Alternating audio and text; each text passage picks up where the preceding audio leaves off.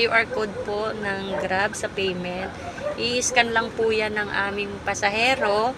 Tapos automatic na po yung papasok na po sa aming cash wallet. Ayan si ma'am, mag-ano siya. Magko-QR code. Magpe-payment siya. Dadrop ko muna siya. Ayan. Tapos, after kong i-drop siya, ayan. Pipindutin ko lang yung generate QR code.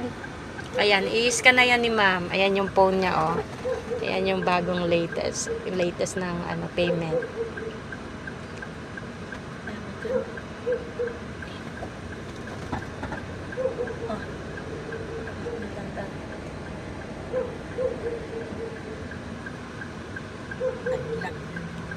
Naglo-loading la.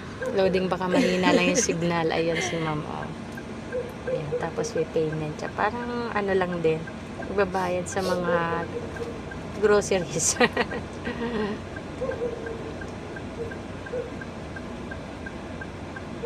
Yan yung sample ng pagpipayment ng QR code.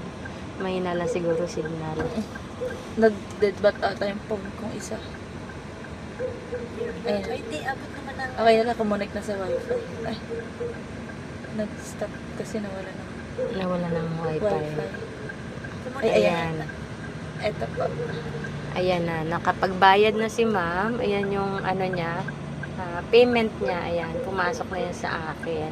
Ayan ma'am. Thank you po sa sample. Thank you.